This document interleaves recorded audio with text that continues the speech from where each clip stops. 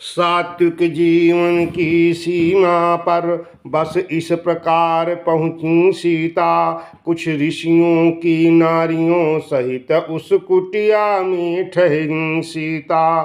मुनिवर ने यह चतुराई की, सीता का नाम छुपा डाला।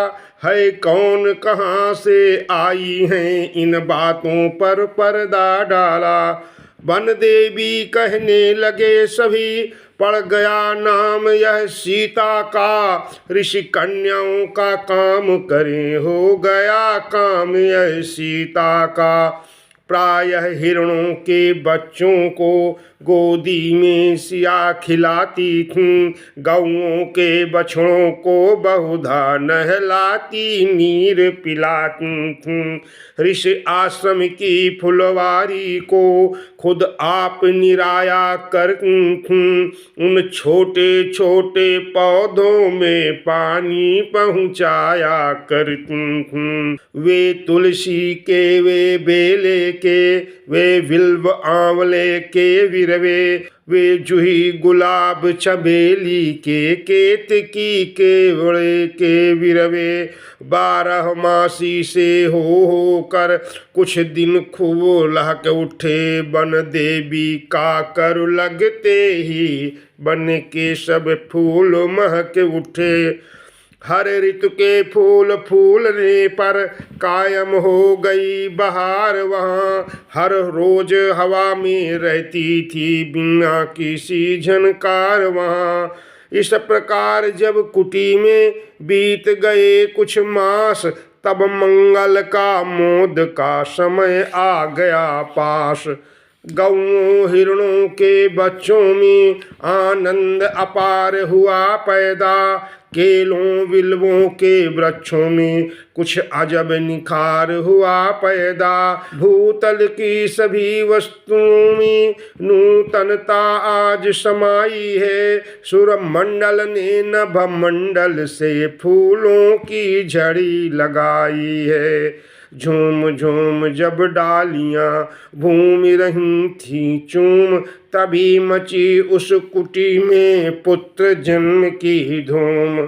2-4 रोज में जान गए सब आस पास के नर नारी।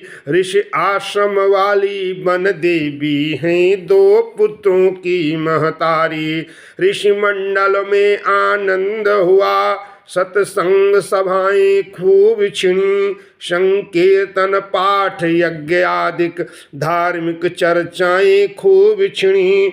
गुरुवर ने नामकरण के दिन लव नाम सुनाया पहले का। फिर ऋषियों की सम्मति द्वारा कुश रखा गया दूसरे का। श्री वाल्मीकि को याद रहा जो वचन दिया था सीता को। सिलसिलेवार आरंभ किया लिखना रघुकुल की गीता को। वह रघुकुल की गीता क्या थी, था आदि काव्य मुनिराई का। सिक्का है अब भी कवियों में उस कविता की सुघराई का। सचमुच निर्मल चंद्रायण है वह वाल्मीकि की रामायण। भूमंडल की तारागण है वह वाल्मीकि की रामायण। जिस रामायण के रहने से अब भी यह भारत उज्ज्वल है, उसकी परिपूर्ण लिखे महिमा यह कहाँ लेखने बल है। रामचरित लिखने लगे मुनिवर सायं प्रात, क्रम क्रम से बढ़ने लगे लव कुश दोनों भ्रात। उंगली के बल कुटी में चले जभी चित चोर, सबको तो तलवैन से दिया प्रेम में बोर। ऋषि बालाओं में ऋषियों में पलते थे दोनों राजकुंवर। राजसी चाल से मंद मंद चलते थे दोनों राजकुंवर। चुपके से वेद उठा लाते, माँ के समीप पढ़ने लगते। जब कोई उन्हें छीनता तो आगे बढ़कर लड़ने लगते। पुचकारी पर पुचकारे थे, चिल्लाने पर चिल्लाते थे, माता या गुरु मनाते जब तब कहीं तनिक मनुआते थे। पतिभक्ता सीता को अब भी स्वामी का विरह रुलाता था, पर दोनों शिशुओं के कारण सुख सहित समय कट जाता था। 8 वर्ष के हो गए जब दोनों ही भ्रात, मुनि तब समझाने लगे धर्म कर्म की बात। दोनों ही बतलाई विधि से करते थे नित्य कर्म अपना, विद्या के साथ बलार्जन भी समझे थे मुख्य धर्म अपना। प्रायः सिंहों के बच्चों से उस वन में वे भिड़ जाते थे, अपने स्वाभाविक बल द्वारा उनको नीचा दिखलाते थे। गंगा में नित्य तैरते थे, गोचारण के भी प्रेम थे, माता का आदर करते थे, गुरु की सेवा के नीम थे। माँ भी अपनी ममताओं से रखती थी कभी न रहित इन्हें, वन देवी यह माँ को कहते कुछ और नहीं था विदित इन्हें। ऋषिवर वेदों के साथ साथ क्षत्रिय विद्या सिखलाते थे, रामायण भी थोड़ी थोड़ी वीणा पर नित्य गवाते थे। आश्रम में जिस दिवस भी जम जाता ऋषि वृंद वीणा पर, तब बालक गाते यूं शानंद। सीता के वनवास को बीत गए कुछ वर्ष, सीतापति के हृदय का गया नहीं संघर्ष। गुरु आश्रम में एक दिन बैठे थे सुख कंद, योग वशिष्ठ महान मुनि कहते थे सानंद। अनिल अनल जल धरण नभ इन सब का करो मेल, विश्वनियंता ने किया निर्मित यह जग खेल। चैतन्य और जड़ भागों में बांटा संपूर्ण सृष्टि को है, नियमित विधान के भीतर ही रखा संपूर्ण सृष्टि को है। निर्माण किए हैं पंच तत्व जो 10 इंद्रियां बनाई हैं, जड़ में चैतन्य मिला करियों नाना योनियां बनाई हैं। अपने ही अंशों को उनमें ले आता है ले जाता है, लीला में अपनी इच्छा से लीला इस भांति दिखाता है। अंश मिला जब प्रकृति से तब कहलाया जीव, ज्ञान हुआ तो हो गया वही करुणा शिव। वास्तव में जीव ब्रह्म ही है, बेपट का पट है पड़ा हुआ, जिस तरह मृत्तिका से घटे आभूषण सुवर्ण से बना हुआ। जब तलक बिंदु को ज्ञान न हो तब तलक बिंदु कहलाता है, हो गया ज्ञान तो क्षण भर में बिंदु ही सिंधु हो जाता है। पर ऐसा ज्ञान मिले क्यों कर, सामने प्रकृति का चक्कर है। यह भूल भुलैयों वाला पथ अत्यंत कठिन है दुस्तर है। तब तलक जीव को माया में क्षण भर में चैन न आता है, जब तलक साधनों के द्वारा चंचल चित शांति न पाता है। जोग यही साधन यही वश हो जाए चित्त, तीर्थाटन पूजन भजन हैं सब इसी निमित्त। चित्त के उलझे फंदों ही की कड़ियों को जो सुलझाता है, वही योगेश्वर कहला कर अपने स्वरूप को पाता है। चित्त ही में घर घर वालों का वसुधा का मोह समाया है। इस जगत जाल में बार बार जिससे प्राणी भरमाया है। सब कर्म जगत के करते हैं, चित्त पर भी पूरा शासन है। सच्चे सम्राट वही तो हैं जिन पर ऐसा सिंहासन है। चित्त स्वप्न में भी नहीं हुआ किसी का मीत, रखता ऐसी प्रीत यह ज्यों बालू की भीत। तुम तो अद्वैत अखंड अमर अज अविच्छिन्न अविनाशी हो, जिस जगह चित्त के पहुँच नहीं उस महान पद के वासी हो। धोखा है जहाँ जीव माया या नाम रूप का गुण ना है वही बोधमय शांति धाम कहना है जहाँ न सुनना है। गुरु ग्रह में जब इस तरह होता था सत्संग, किया प्रकृति ने उस समय थोड़ा सा रस भंग। घबरा कर आए लखन बोले हे अवधेश, पाप पंक में धंस गया सारा अवध प्रदेश।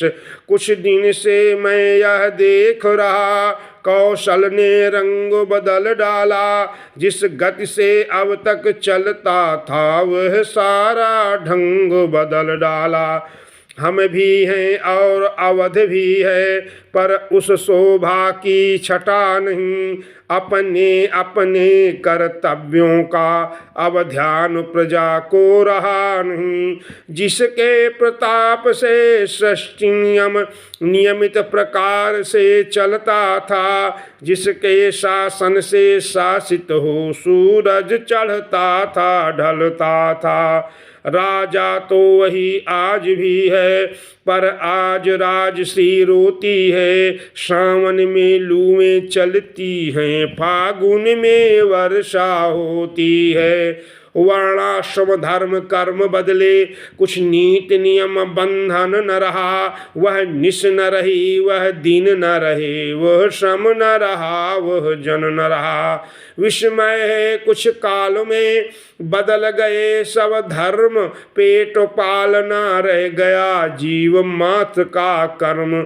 जो अंग वेद पाठी था वह बकवादी होता जाता था, जो वर्ण देश का रक्षक था वह बेशनी होता जाता था। जो जाति दिव्य व्यवसायी थी वह व्यभिचारों में धाई है, जो जाति सबों की सेवक थी वह सबके ऊपर आई है। जो ब्रह्मचर्य व्रतधारी थे लौकिक सुख उनका कर्म हुआ, पत्नी व्रत रखने के बदले पत्नी त्यागन ही धर्म हुआ। बालक लड़ते हैं वृद्धों से आदर सम्मान नहीं करते, वृद्धों में पिछली बातें हैं आगे का ध्यान नहीं करते।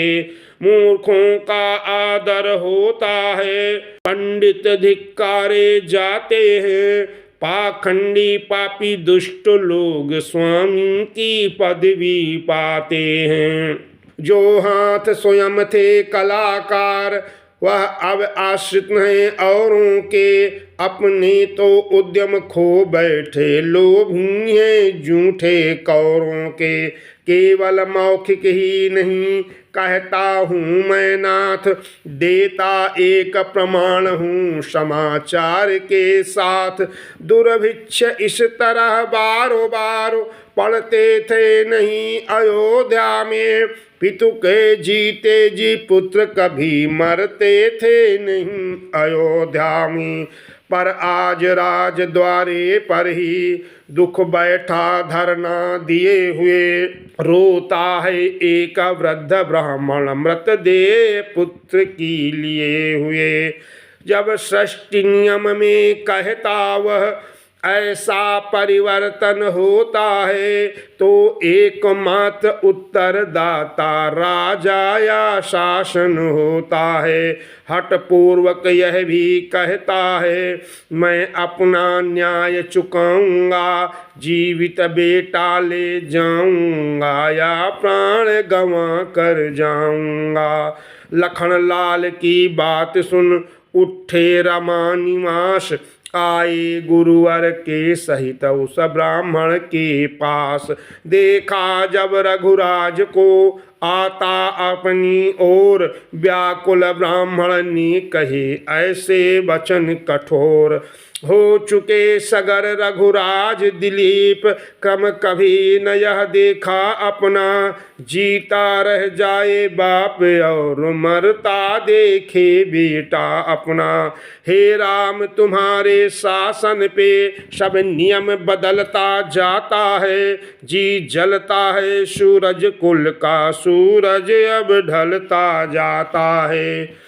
चुभे राम के हृदय में ब्रह्म वाक्य हो शूल।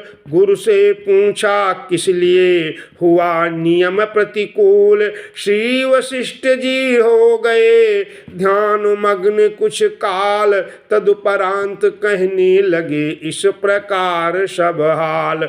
वास्तव में एक शूद्र बैठा अत्यंत अधर्म कर रहा है। विंध्याचल के गौहर वन में ब्राह्मण का कर्म कर रहा है।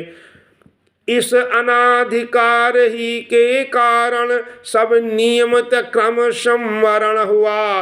दुर्भिक्ष अयोध्या में आया ब्राह्मण बेटे का मरण हुआ। गुरुवर के यह वाक्य सुन प्रभु हो गए अधीर। तुरंत चढ़ाया क्रुद्ध हो निज धनवा पर तीर। एक बाण से शूद्र का जब ही उड़ाया शीश।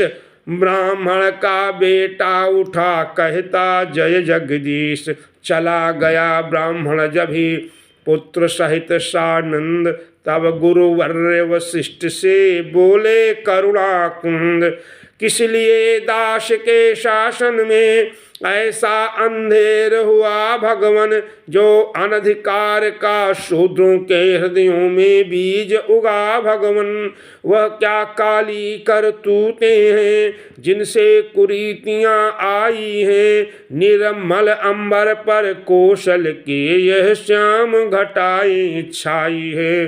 पूजनीय अब तक रहे वेदादिक सदग्रंथ। पर अब पैदा हो रहे नाना कल्पित पंथ। हरि मंदिर बने मौज मंदिर। तीर्थों में पाप प्रविष्ट हुआ। पर हित करना भूला समाज पर धन हरना ही इष्ट हुआ। जिसको देखो उसके भीतर स्वार्थ ही स्वार्थ है दिख रहा।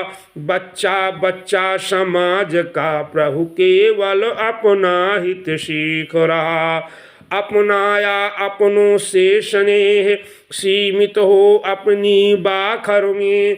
बंदी हो गया देश का हित अपने हित के बंदी घर में। नेताओं में यह विष फैला क्यों मेरा ऊंचा नाम नहीं। जनता स्वतंत्र हो कहती है नेताओं का कुछ काम नहीं। यह सब चक्कर कुछ ऐसा है जिसने अनीति भर डाली है। रजनी का दिन कर डाला है दिन की रजनी कर डाली है। यह सुनकर गुरु ने कहा सुन लो कारण ठीक। ब्राह्मण के वध से गई बिगड़ धर्म की लीक। कैसा ही कर्महीन नास्तिक पापों से मंडित था रावण। फिर भी पुलत्स के कुल में था ब्राह्मण था पंडित था रावण। उसको तुमने क्षत्रिय होकर संहारा जो युद्ध स्थल में। वह ब्रह्म पाप वह ब्रह्म दोष आकर बैठा है कौशल में। प्रभु बोले उस पाप से किस विधि हो उद्धार। हो सकता है यज्ञ से गुरु ने किया विचार। रच जाए यज्ञ यदि अश्वमेध तो सारी बाधाएं जाएं।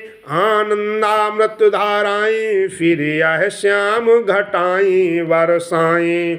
पृथ्वी पर अपना आर्य देश धार्मिक तत्वों का नेता है। अपने सब दुष्कर्मों को यह यज्ञों द्वारा धो देता है। जब जब आपत्ति देश पर हो तो यज्ञ रचा देते हैं हम। अपनी प्रत्येक कठिनता को इस भांति हटा देते हैं हम। वर्षा हित वर्षा यज्ञ यहाँ पुत्रेष्टि पुत्र के हेतु यहाँ नाना यज्ञों का है विधान, बतलाओ जग में और कहाँ। अतएव पाप के संकट को पुण्यों से आज हटाना है, कर अश्वमेघ कौशल का फिर जग में डंका बजवाना है। जो आज्ञा कह कर चले हर्ष सहित अवधेश, कहा मार्ग में लखन ने मैं भी कहूँ नरेश। गुरुवर का कथन सत्य ही है, मत गति भी यही कहती है, पर मुझे और ही एक बात अवनति का मूल दिखती है। निर्दोषिनी सीता त्यागी है, यह बात आप भी जान रहे। सतवंती के निर्वासन पर राजाधिराज कुछ ध्यान रहे। उन गीली दुखती आँखों को करुणेश भूल यदि जाएंगे, 100 अश्वमेघ करने पर भी कौशल में कुशल न पाएंगे। इन बचनों से लखन के विकल हुए रघुवीर, नयनों ने ही दे दिया उत्तर भर कर नीर। पहुँचे राज द्वार पर ज्यों ही राजा राम, आज्ञा दी आरंभ हो अश्वमेघ का काम। नागर दल ने नाना विधि से नगरी को नया बना डाला, नूतन नूतन निर्माणों से सुरपुर की भांति सजा डाला। मणियों मोतियों माणिकों से जगमग जब अवध सुहाता था, निश में निशिनाथ लजाता था, दिन में दिन कर सकुचाता था। सजा रहे थे देश जब देश भक्त शहलाद, भेज रहे थे भरत भी सभी जगह संवाद। गणपति सुरपति आदिक सब सुर आए उस समय अयोध्या में, यम काल वरुण मारुत कुबेर छाए उस समय अयोध्या में। वाणी रुद्राणी इंद्राणी संपूर्ण शक्तियाँ भी आईं, महिलाओं जैसा वेश बना रिद्धियाँ सिद्धियाँ भी आईं। गौतम कणाद जाबाली कपिल अंगिरा अगत्य पधारे हैं, कश्यप पाराशर याज्ञवल्क्य भृगुवत त्रिपुलत से पधारे हैं। नल नील द्विविध अंगद समेत किष्किंधापति सम्मिलित हुए, त्रिजटासुर सा के साथ साथ श्रीलंकापति सम्मिलित हुए। कहना है यही महोत्सव में सब सुर मुनि मंडल आया है, नर बानर दल रजनीचर दल भूपति भूसुर दल आया है। एक हो रहा था तिथि जनों का मान, उधर दूसरी दिश हुआ विधवत यज्ञ विधान। सरजू के तीर यज्ञ वेदी रच गई पूर्ण सुघराई से, तब अंतरंग में कुछ ऋषि मुनि बोले रघुवर रघुराई से। अवधेश यज्ञ के होने में आपसे धर्म की उलझन है, पत्नी बिन यज्ञ अधूरा है, शास्त्रों में ऐसा वर्णन है। फलदायक यज्ञ तभी होगा जब अर्धांगिनी भी साथ रहे, बलदायक यज्ञ तभी होगा जब अर्धांगिनी भी साथ रहे। यदि जीवित हूँ जानकी कहीं तो उनको बुला लिया जाए, अथवा करने को यज्ञ पूर्ण दूसरा विवाह किया जाए। शब्द दूसरे ब्याह के सुने क्लेश के साथ, दीन भाव से उसी क्षण बोले दीनानाथ। राघव पर बड़ी कृपा होगी ऐसी न आप आज्ञा करिए, अन्यथा वचन उल्लंघन का पहले अपराध क्षमा करिए। छिन जाए सारा राजपाट हो जाऊं रंक न डरता हूँ, सौगंध पूज चरणों की है मैं सत्य सत्य ही कहता हूँ। चाहे यूं ही रह जाए यज्ञ निज निज ग्रह नप मंडल जाए। चाहे सूरज कुल का सूरज अपमान निशा में डल जाए। हिमगिरि हो चाहे ज्वालामुख विंध्याचल चाहे चल जाए। ज्वाला हो जाए सरयू जल चाहे जल जाए। बन जाए सिंधु चंद्रमाया चंद्रमा सिंधु में पट जाए। मेदनी रसातल में पहुँचे तल बितल तलातल फट जाए। इतना विप्लव होने पर भी ऐसा उत्साह नहीं होगा। कौशलपति का इस जीवन में दूसरा विवाह नहीं होगा। पंचों में जिसको दिया अर्धभाग का ठौर उसका आसन विश्व में कैसे लेगी और। स्वामिनी जो अर्धभाग की है अर्धांगिनी वही एक अपनी। वा मांग जिसे बिठलाया है वा मांगिनी वही एक अपनी। नारी के लिए एक पतिव्रत जब वेद शास्त्र ने गाया है तो पुरुषों को भी पत्नी व्रत गुरुजन ने एक बताया है।